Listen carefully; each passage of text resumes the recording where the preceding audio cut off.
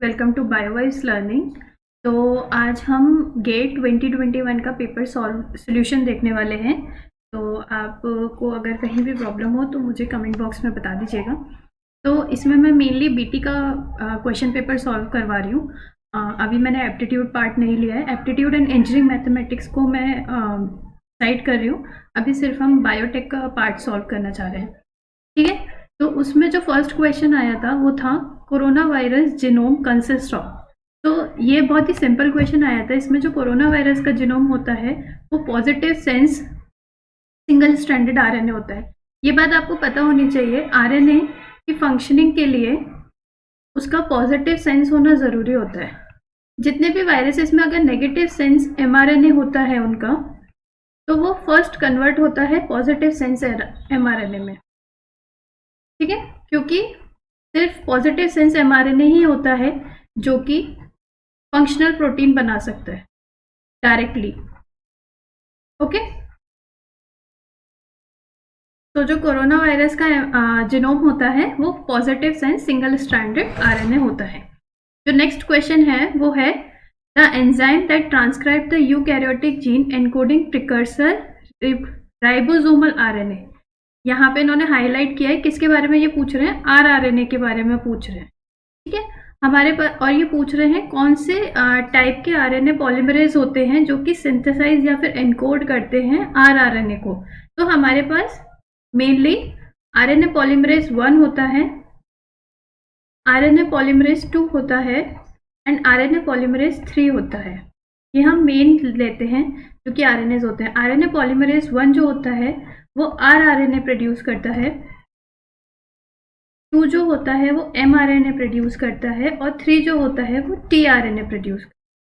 तो ये क्या पूछ रहे हैं, ये आरआरएनए के लिए पूछ रहे हैं मेनली। तो आरआरएनए कौन प्रोड्यूस करता है, राइबोसोम आरएनए पॉलीमरेज 1। यही 3 तरीके के आरएनए प्रोड्यूस करता है, that is 28S, 18S and 5.8S। ठीक है, ये आप ध्यान में रखिएगा कि कौन से पॉलीमरेज, बहुत ही बेसिक क्वेश्चन आएंगे इसमें से, डायरेक्ट क्वेश्चन आएंगे। आरएनए पॉलीमरेज आरआरएनए के लिए होता है, सेकंड जो होता है वो एमआरएनए के लिए होता है एंड थर्ड जो होता है वो टीआरएनए के लिए होता है। तो इसका आंसर क्या हो जाएगा, इसका आंसर 1 हो जाएगा। नेक्स्ट क्वेश्चन है the number of unrooted tree in a phylogeny of 5 sequences. तो इसमें आपको सिर्फ डायरेक्ट फॉर्मूला याद रखना है। क्या पूछ रहा है, ये अनरूटेड ट्री का फॉर्मूला पूछ रहा है। अनरूटेड ट्री के लिए निकालने के लिए क्या फॉर्मूला होता है, nu is equals to 2n-5 factorial divided by 2n-3 factorial. ये अनरूटेड ट्री निकालने का फॉर्मूला होता है। तो जो यहाँ पे n होता है ये सीक्वेंसेस का नंबर होता है। जितने भी नंबर ऑफ सीक्वेंसेस फाइलोजेनी में प्रेजेंट है, n is the number of sequences. n is equals to number of sequence. आप इसमें फॉर्मूले में वैल्यूज पुट कर दीजिए, 2 × 5 - 5 फैक्टोरियल। आई होप आप सबको फैक्टोरियल निकालना आता हो। नहीं निकालना आता हो तो मैं अभी इसमें बताऊंगी कैसे होता है, प्लीज सीख लीजिएगा क्योंकि ये बहुत यूजफुल होता है फैक्टोरियल निकालना। यहाँ पे आएगा 5 - 3 फैक्टोरियल। तो इसका क्या आंसर हो जाएगा, 5 × 2 = 10 - 5 factorial divided bye 2 to the power 2 factorial. ये हो जाएगा 5 factorial upon 4 × 2 factorial.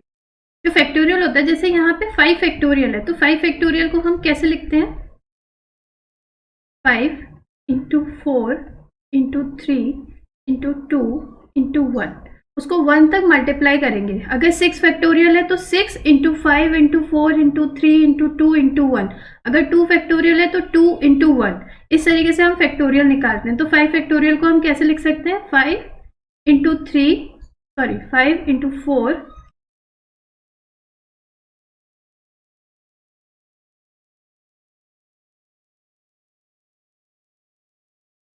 × 3 × 2 × 1 upon 4। 2 factorial को 2 × 1। अब देखिए यहाँ से 1 से 1 कैंसिल हो सकते हैं, 2 से 2 कैंसिल हो सकता है, 4 से 4 कैंसिल हो सकता है, हमारे पास क्या बचा 5 इंटू 3 इज इक्वल्स टू 15। तो इसका आंसर क्या होगा 15। ठीक है। अगर यहीं पे अगर ये पूछता ये अगर कैलकुलेट करने को बोलता आपको रूटेड ट्री का, तो N R is equals to हो जाता 2n minus 3 factorial on 2n minus 2 n minus 2 factorial. ठीक है। जब हमें अनरूटेड निकालना तो यहाँ 5 आएगा और जब हमें रूटेड निकालना तो यहाँ पे 3 आएगा। ठीक है, इतनी बात हमें ध्यान में रखनी है और इसी फॉर्मूला का यूज करके हम आराम से कैलकुलेशन अपनी इजी बना सकते हैं। ठीक है, कोई भी जो हम टिप्स एंड ट्रिक्स अगर कोई हमें सिखाता है तो वो हर जगह अप्लाई नहीं हो सकती, बट अगर हमें फॉर्मूला याद है तो हम आराम से कहीं भी कोई भी क्वेश्चन निकाल सकते हैं। फोर्थ क्वेश्चन जो आया था वो था which one of the following method is used to test the significance of predicted phylogeny। यहाँ पे हमें सिग्निफिकेंस हमें वैलिडेट करना है, चीजें वैलिडेशन करना है, हमें सिग्निफिकेंस डालना है। यहाँ पे टेस्ट ऑफ सिग्निफिकेंस है कि जितनी भी प्रिडिक्टेड फाइलोजेनी है उसका सिग्निफिकेंस हमें अगर एनालिसिस करनी हो तो हम किससे करेंगे। तो जो आंसर की है उसमें आंसर दे रखा है bootstrap, but according to me it must be maximum likelihood, क्योंकि इसी के थ्रू हम टेस्ट ऑफ सिग्निफिकेंस लगाते हैं।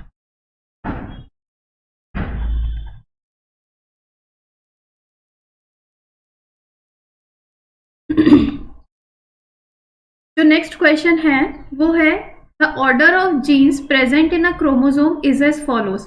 यहाँ पे आपको ऑर्डर दे रखा है जीन का एंड क्रोमोसोम का और जीन्स का ऑर्डर दे रखा है प्रेजेंट इन अ क्रोमोसोम। इसमें ये वाला जो है ये हम इसको हम क्या कहते हैं, इसको हम कहते हैं सेंट्रोमियर।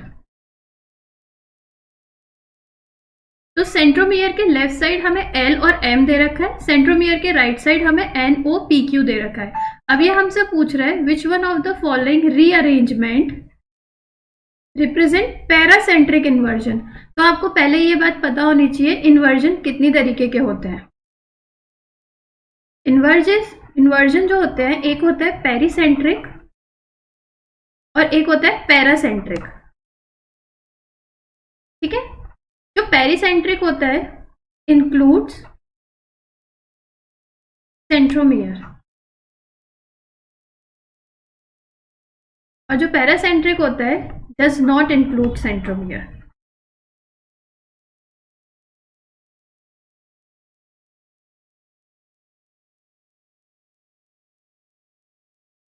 तो यहाँ पे वो क्या पूछ रहा है, वो पूछ रहा है पैरासेंट्रिक इन्वर्जन पूछ रहा है। पैरा मतलब वो सेंट्रोमियर इंक्लूड नहीं करेगा।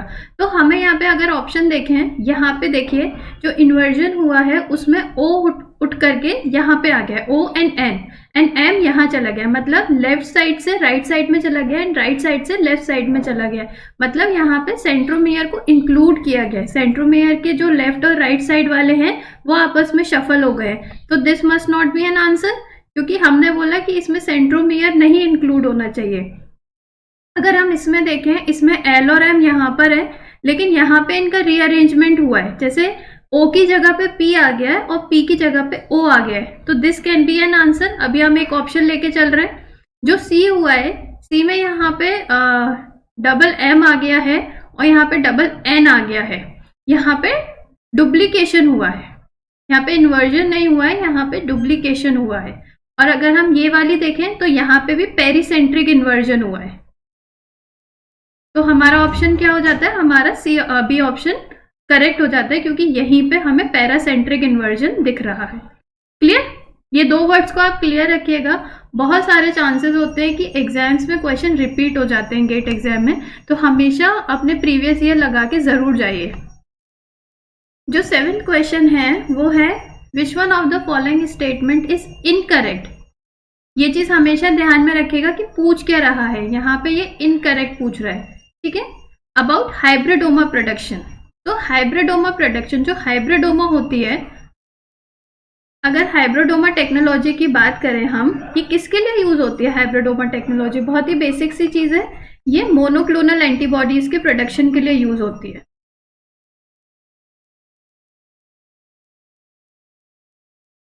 मोनोक्लोनल एंटीबॉडीज के लिए यूज होती है। और ये क्या पूछ रहा है, इनकरेक्ट पूछ रहा है। अगर हम सी ऑप्शन देखें, hybridoma cells are made to produce polyclonal antibody, is it so? No, it's use for monoclonal. तो हमें डायरेक्ट ही अपना आंसर मिल गया। नेक्स्ट जो क्वेश्चन है वो है, which one of the following technique is not used for inserting a foreign gene into a cell? कौन सी ऐसी टेक्निक है जो कि हम यूज नहीं कर सकते, नॉट यूज्ड, इसके लिए फॉरेन जीन को सेल में इंट्रोड्यूस करने के लिए या इंसर्ट करने के लिए? तो first is DNA micro array, second is electroporation, third is gene gun and fourth is micro injection. तो ये वाली जो तीनों टेक्निक्स हैं इसको हम यूज करते हैं फॉर डीएनए डिलीवरी या फिर जीन डिलीवरी के लिए।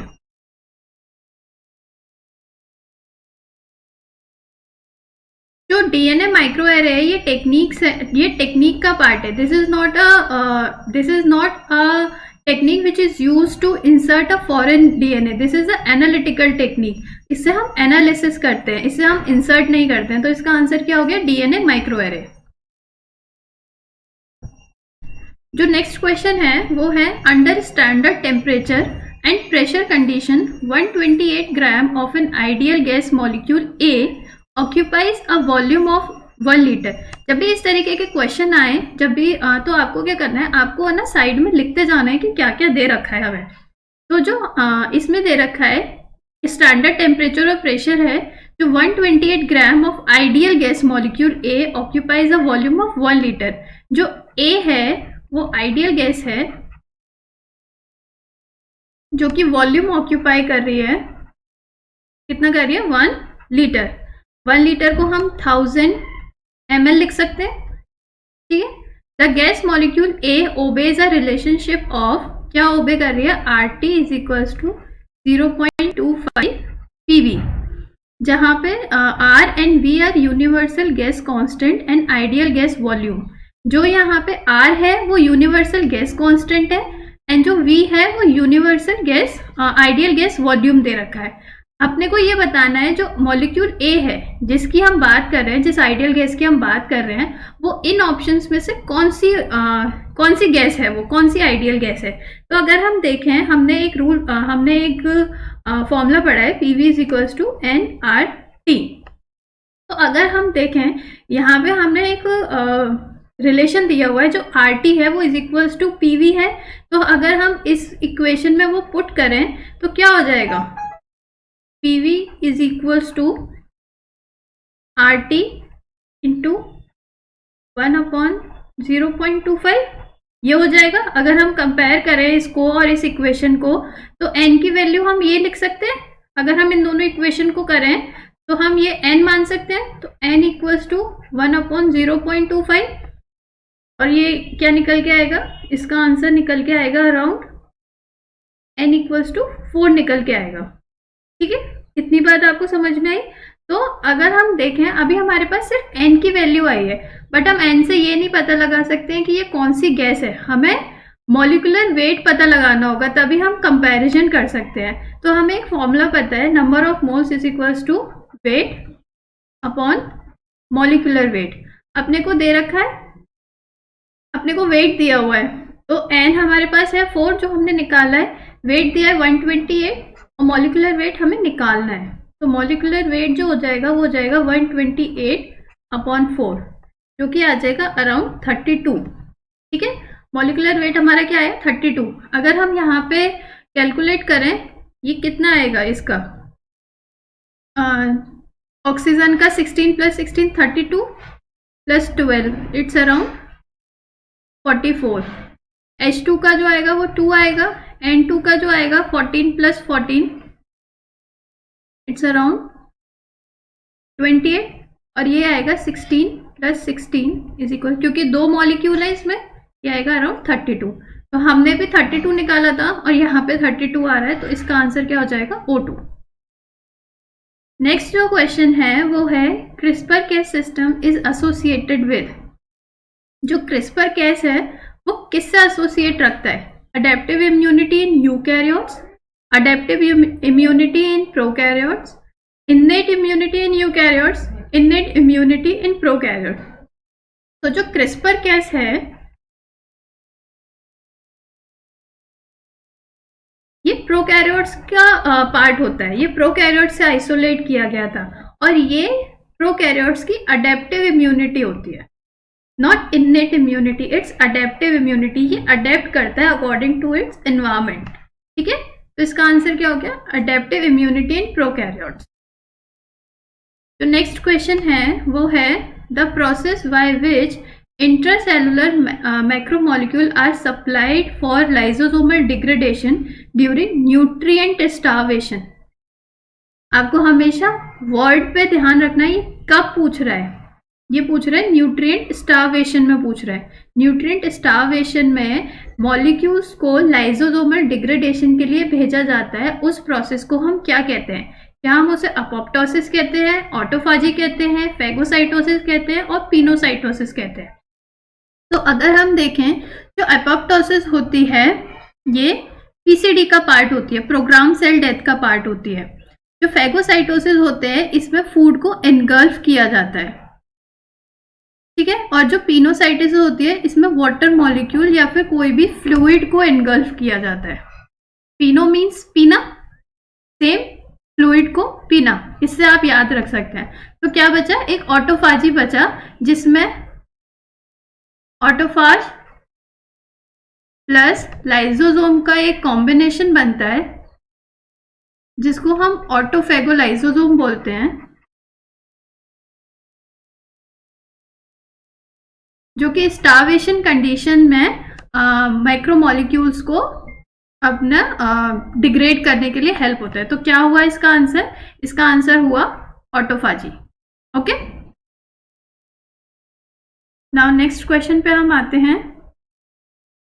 नेक्स्ट क्वेश्चन जो दिया हुआ है ये प्रोसेस डिजाइनिंग पे दिया हुआ है। इसमें ये बोल रहा है the process and instrumentation diagram of feedback control strategy, feedback control strategy to maintain the level of H. यहाँ पे लेवल, जो एच का लेवल है उसे मेंटेन करना है, of a liquid by regulating a valve V. Valve V को regulate करके हमें जो एच है उसका जो लेवल है वो मेंटेन रखना है in a tank in shown below. ठीक है, जो F1 है, F1 is a inlet liquid flow rate, ये इनलेट लिक्विड फ्लो रेट है F1। F2 जो है वो आउटलेट लिक्विड फ्लो रेट है। LT is the liquid level transmitter, LC is the liquid level controller, H is the set point value, जो भी ये set point है वो उसकी वैल्यू है।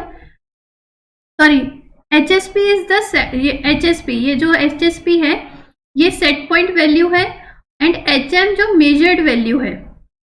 PV is the wall pressure. अब वो पूछ रहा है the manipulating variable is N R. आप कौन सा वेरिएबल ऐसा है जिसे आप मैनिपुलेट कर सकते हैं?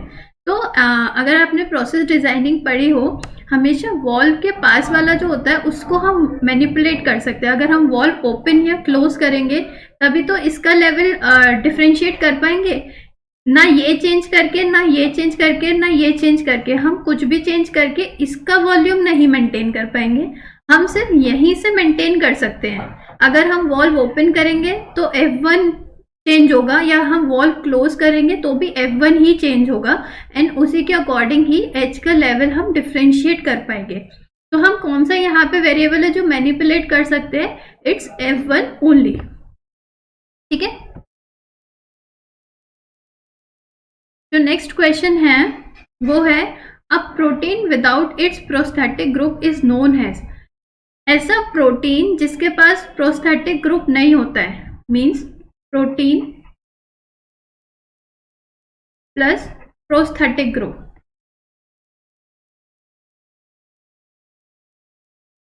ये मिलकर के क्या बनाते हैं? ये मिलकर के बनाते हैं होलो प्रोटीन, मींस होल जो वर्क करता है। अगर किसी प्रोटीन के पास प्रोस्थेटिक ग्रुप नहीं है तो इस तरीके के प्रोटीन को हम बोलते हैं एपोप्रोटीन। ठीक है, तो हम इसे वो अदर लैंग्वेज में क्या बोल सकते हैं? एपोप्रोटीन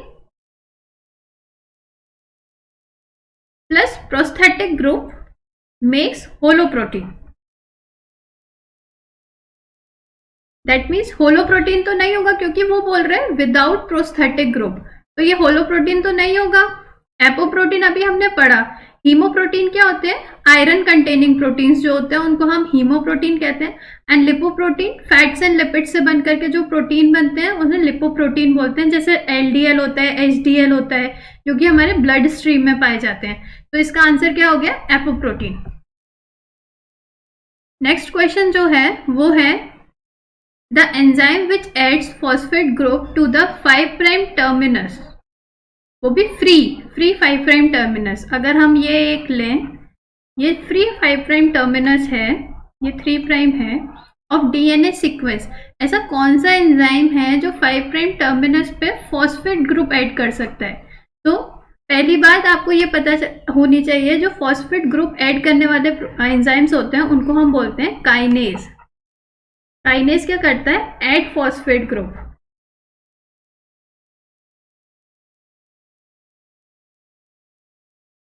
और रिमूव कौन करता है? फॉस्फेटेज। फॉस्फेटेज क्या करता है? Remove phosphate group.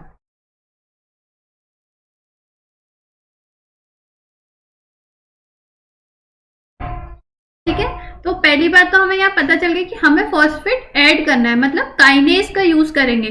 तो इसमें से हम ये वाला और ये वाला, ये हम काट सकते हैं, ये दोनों हमारे किसी काम के नहीं है। अब हमें ऑप्शन ए और ऑप्शन बी में से चूज करना है कि कौन सा ऐसा एंजाइम है जो कि 5' फॉस्फेट को ऐड करेगा। तो जो एडिनोसिन काइनेज होता है ये एटीपी से लेकर के एएमपी में फॉस्फेट ऐड करता है एडीपी बनाने के लिए। ये 5' फॉस्फेट नहीं ऐड करता है कोई भी डीएनए में। तो हमारा आंसर क्या हो गया? Polynucleotide kinase. इसको हम शॉर्ट में पीएनके भी बोलते हैं। ये पीएनके यूज करते हैं हम 5' साइड ऑफ डीएनए पे फॉस्फेट ऐड करने के लिए। ठीक है, जो नेक्स्ट हमारा क्वेश्चन है वो है which one of the following is a correct about microbial growth medium. ऐसा कौन सा इसमें से ब्रॉथ है या कौन सा ऐसा मीडियम है जो कि करेक्ट अपनी प्रॉपर्टी बता रहा है? तो यहाँ पे बोला हुआ है LB broth is a synthetic medium. LB broth जो होता है वो सिंथेटिक मीडियम होता है। नेक्स्ट दिया हुआ है nutrient broth is a defined medium. आपको ये सब वर्ड्स क्लियर होने चाहिए। डिफाइंड मीडियम क्या होता है, कॉम्प्लेक्स मीडियम क्या होता है, डिफरेंशियल मीडियम क्या होता है, सिलेक्टिव मीडियम क्या होता है, ये सारे वर्ड्स आपको पता होने चाहिए। ठीक है, LP broth is a synthetic medium, nutrient broth is a defined medium, SD agar is a differential medium, trypticase soy agar is a complex medium. तो इसमें से जो ये दोनों होते हैं nutrient broth and LB broth, ये कॉम्प्लेक्स मीडियम का एग्जाम्पल होते हैं। ठीक है, और जो एसडी अगार होता है ये सिलेक्टिव मीडियम का एग्जाम्पल होता है। किसको सिलेक्ट करता है ये? जो अगर मैं यहां लिख दूं एसडी अगार जो होता है ये सिलेक्टिव मीडियम होता है। ये पीएच 5.6 पे काम करता है, मतलब इसके लिए एसिडिक पीएच जरूरी होता है। ये यूज करते हैं हम आइसोलेशन ऑफ फंजाई के लिए। और ये इनिबिट किसकी ग्रोथ करता है? ये इनिबिशन का साइन होता है, ये इनिबिशन करता है बैक्टीरिया का। तो एक तरीके से ये सिलेक्ट कर रहा है फंजाई को और इनिबिट कर रहा है बैक्टीरिया को, तो ये सिलेक्टिव मीडियम का एग्जाम्पल हो गया। और ट्रिप्टिकेस जो होता है वो एक कॉम्प्लेक्स मीडियम होता है। ठीक है, तो हमें करेक्ट जानना था, तो ट्रिप्टिकेस soy agar is complex medium, ये आंसर हमारा सही हो गया। ठीक है, उसके बाद जो नेक्स्ट क्वेश्चन है वो है the cellular process which utilises RNA inducing silencing complex. इसकी हम शॉर्ट फॉर्म क्या पढ़ते हैं? RISC complex. जो रिस्क कॉम्प्लेक्स होता है to block the gene expression. RISC complex किस में यूज होता है? ये आरएनए इंटरफ्रेंस में यूज होता है। ठीक है, इसके बारे में हम पढ़ते हैं आरएनए इंटरफ्रेंस में। ये आपको सिर्फ वर्ड्स पकड़ने होते हैं, ये क्या बोलना चाह रहे हैं। ठीक है, हम शॉर्ट फॉर्म पढ़ते हैं, इन्होंने इसको पूरा स्टैंडर्ड फॉर्म में लिख करके दिया है, तो मे भी हमारे कंफ्यूज होने के चांसेस हैं। बट ये हम आराम से पढ़ते हैं कि रिस्क कॉम्प्लेक्स बनाते हैं आरएनए इंटरफ्रेंस में, जो कि ब्लॉक कर देते हैं जीन एक्सप्रेशन को। ठीक है, उसके बाद जो नेक्स्ट क्वेश्चन है वो है, which of the following layer is और आर फॉर्म, ये क्या है, ये MSQ है, मल्टीपल सिलेक्ट क्वेश्चंस है, is form from the inner cell mass of a blastocyst. तो इनर सेल एक एम्ब्रियो होता है, उसकी जो आउटर लेयर होती है उसको हम क्या बोलते हैं, ट्रोपोब्लास्ट बोलते हैं, और जो इनर सेल का मास बनता है एक, वो क्या बोलते हैं, इनर सेल मास। तो इनर सेल मास से कौन कौन सी लेयर्स निकलती हैं, कौन कौन सी लेयर्स जनरेट होती हैं, तो ये होती है एक्टोडर्म, मेसोडर्म एंड एंडोडर्म। ये तीनों ही लेयर जो होती हैं वो इनर सेल मास, जिसको हम ICM भी बोलते हैं। तो अगर ICM लिखा है या इनर सेल मास लिखा है, उन दोनों का सेम मीनिंग होता है ये। और जो ट्रोपोब्लास्ट होती है ये प्लेसेंटा बनाने के काम में आती है, ठीक है। तो जो इनर सेल मास होती है वो एक्टोडर्म, मेसोडर्म और एंडोडर्म, ये तीनों ही जनरेट करती है। एक्टो जो होती है वो आउटर मोस्ट होती है, जो एंडोडर्म होती है वो इनर मोस्ट होती है, और जो मेसोडर्म होती है ये मिडिल लेयर होती है। तो इसका आंसर क्या हो जाएगा, कौन कौन सी लेयर फॉर्म कर रहा है inner cell mass, ectoderm, endoderm and mesoderm. Okay, next जो है वो क्वेश्चन है, which of the following cell organelle is surrounded by single, क्या पूछ रहा है वो, single phospholipid membrane, means single cell membrane. Following cell organelles is और आर, मतलब एक भी हो सकता है और मोर देन वन भी हो सकते हैं, surrounded by single phospholipid membrane. तो यहाँ पे वो क्या पूछ रहा है, सिंगल सेल मेम्ब्रेन के बारे में पूछ रहा है कि ऐसा कौन सा ऑर्गेनली है जिसके पास सिंगल मेम्ब्रेन प्रेजेंट होती है, ठीक है। तो हमें अगर पता है, ये हम बचपन से पढ़ते हुए आ रहे हैं, जो न्यूक्लियस एंड माइटोकॉन्ड्रिया जो होते हैं ये दोनों ही डबल मेम्ब्रेन स्ट्रक्चर होते हैं, ठीक है। ये दोनों ही डबल मेम्ब्रेन स्ट्रक्चर होते हैं। सिंगल मेम्ब्रेन स्ट्रक्चर का अगर हम एग्जांपल देखें तो कौन कौन से होते हैं, गोल्जी होता है, लाइसोसोम होते हैं, ER होते हैं, वैक्यूल्स होते हैं। ये जो होते हैं ये सिंगल मेम्ब्रेन स्ट्रक्चर होते हैं। तो हमारे पास कौन सा ऑप्शन है, हमारे पास है दो ऑप्शन, गोल्जी एंड लाइसोसोम। ये दोनों ही जो होते हैं ये दोनों ही सिंगल मेम्ब्रेन स्ट्रक्चर होते हैं, ठीक है, क्लियर।